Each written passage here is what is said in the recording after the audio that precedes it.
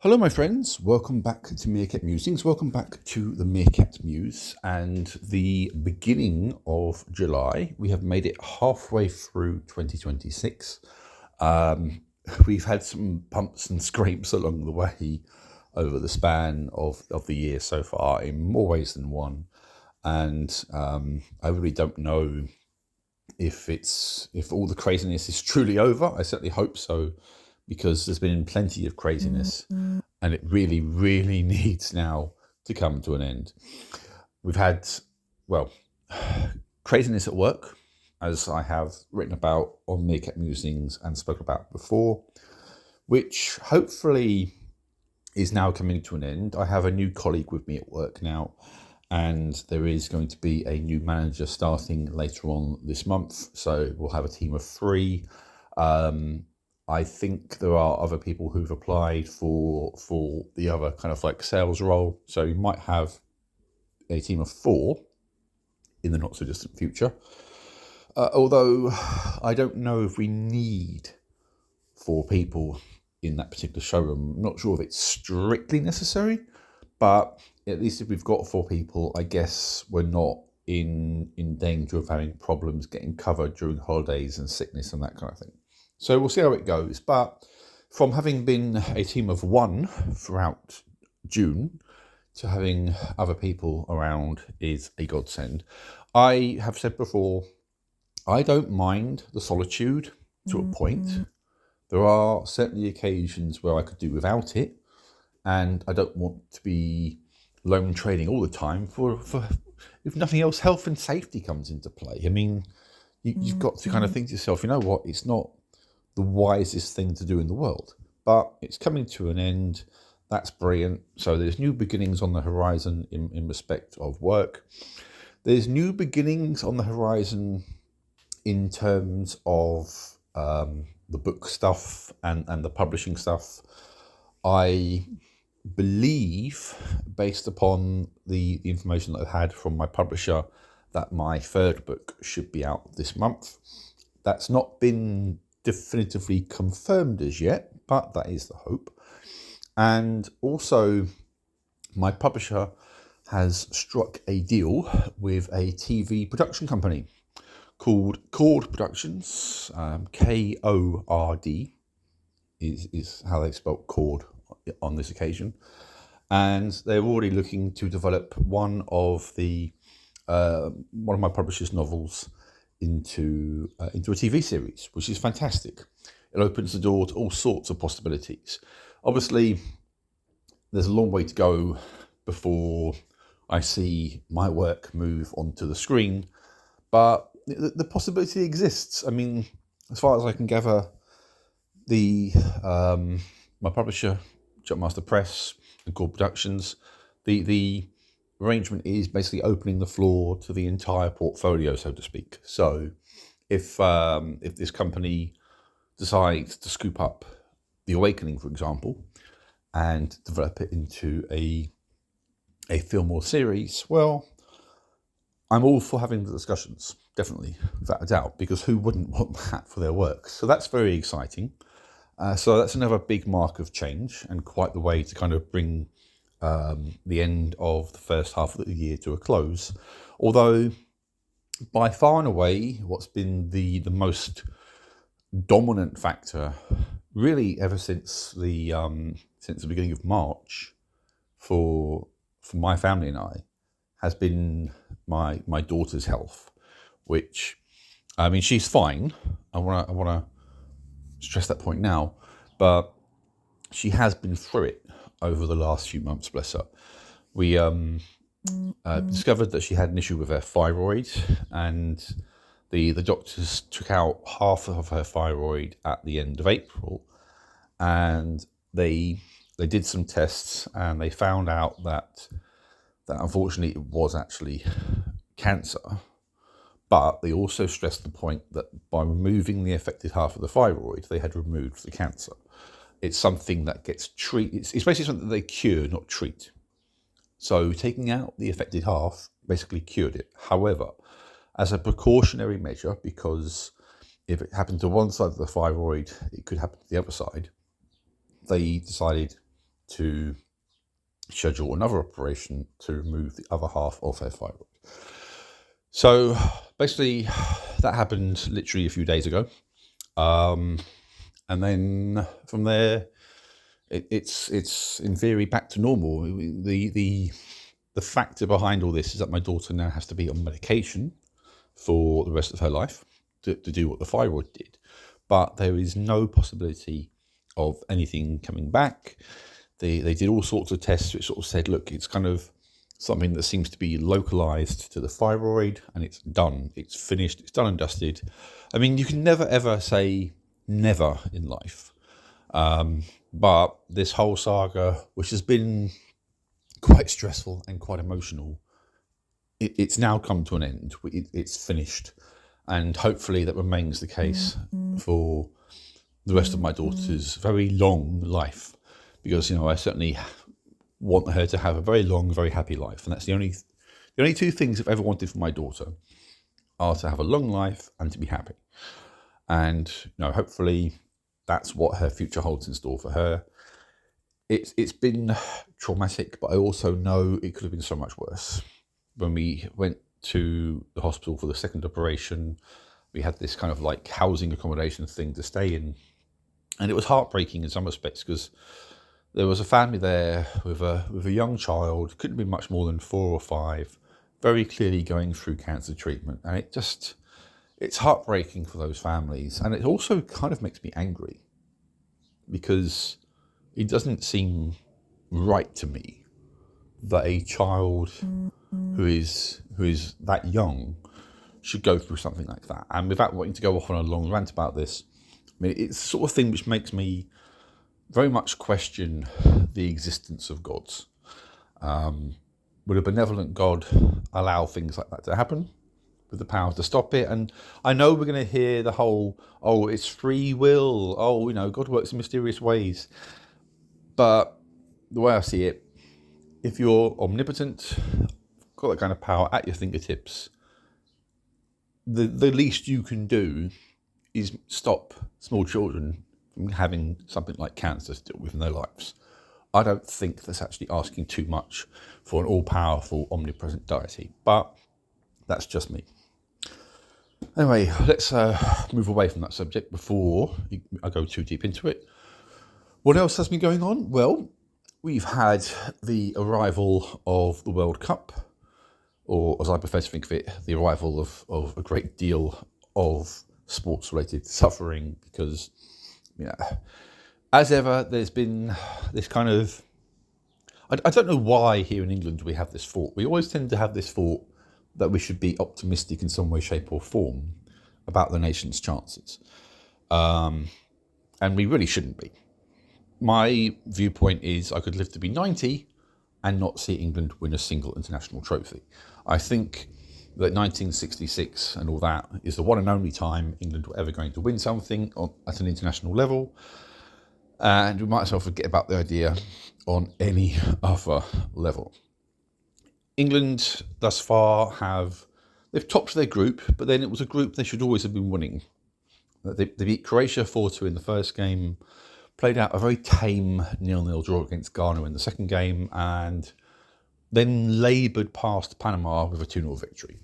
Now, the only thing I'll say in England's defence is we're not the only so-called big team to have hiccups at this tournament and maybe not play to our potential.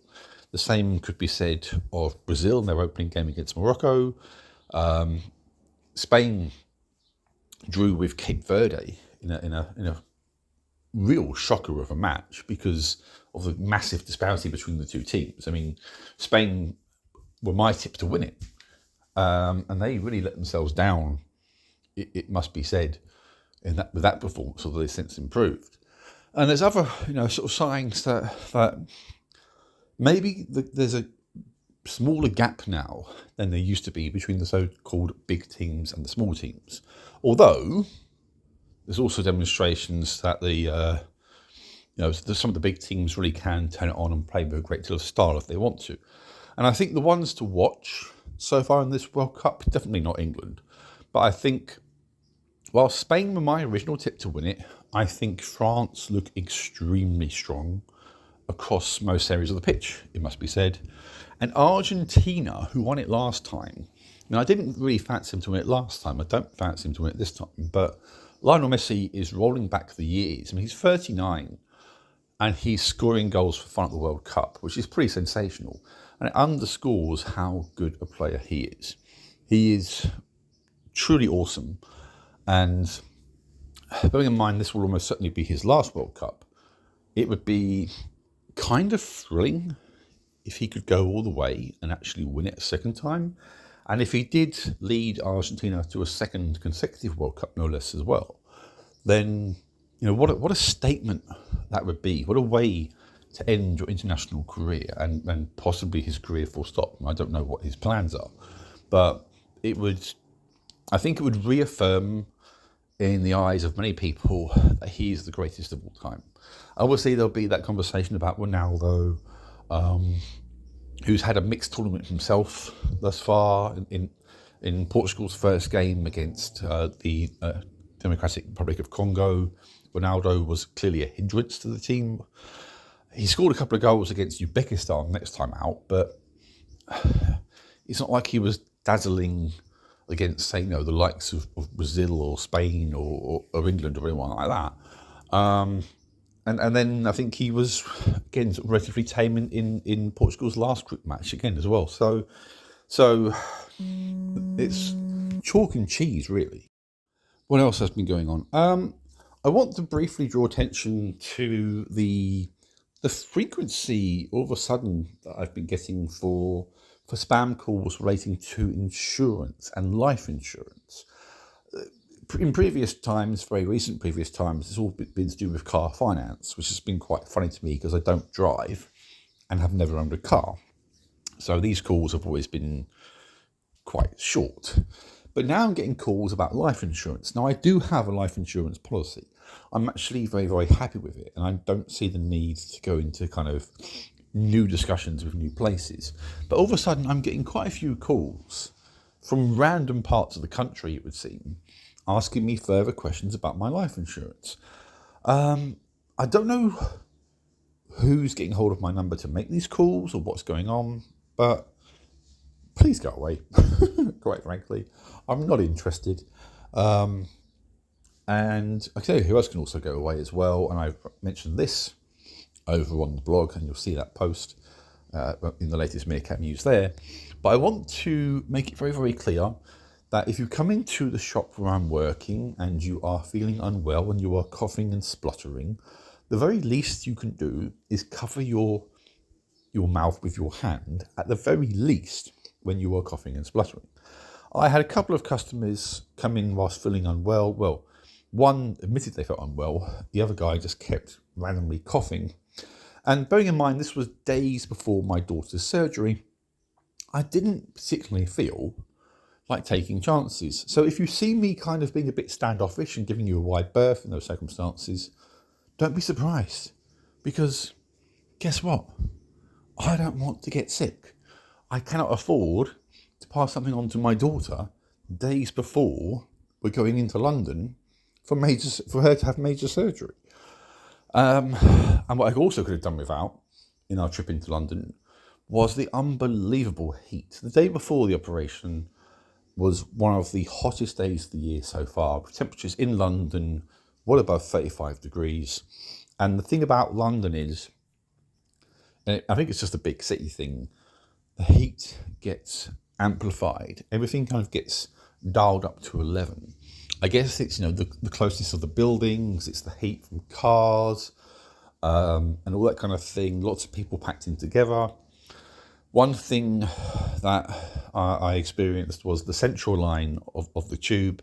That was an oven. It was a sauna. It was crazy. Now the underground lines are particularly pleasant in the heat, but the central line, for some reason, it just cranked things up a whole nother notch. And it must have been easily above 40 degrees down there. And I've got no idea why. We're moving around London because we had to get there quite early to get the key to this house. And then we had lots and lots and lots of time to kill. So it was a case of wandering around, looking for places to eat, making sure that we were well hydrated because we certainly needed to be, and then settling down for a rather fitful sleep in very hot conditions with a fan that stirred the hot air around, but it was better than not having a fan. So, yeah, crazy fun and games. Crazy fun and games. Did find a really nice little kind of noodle place, which did a really good kind of like sort of rice dish that was quite satisfying for the night before. And then on the night of my daughter's op, or should I say the day of my daughter's op, that evening I came back to the room because I wouldn't let two parents stay on the ward. Watched England play, turned it off after the first goal because I was bored, heard the second goal via the pub and went to sleep. Feeling quite knackered, and of course it was a long day the following day as well, waiting around. She was fine, and I think that actually she was fine to leave on the same day as the op. But doctors had to do their tests and precautionary evaluations and that kind of thing, which I understand thoroughly. And I also, once again, want to really kind of stress how wonderful all the doctors and all the nurses have been throughout this entire process. The NHS gets a bad rap, but as far as I'm concerned, the way they've treated me and mine has been nothing short of absolutely fantastic. They've worked so hard, they've helped us so well.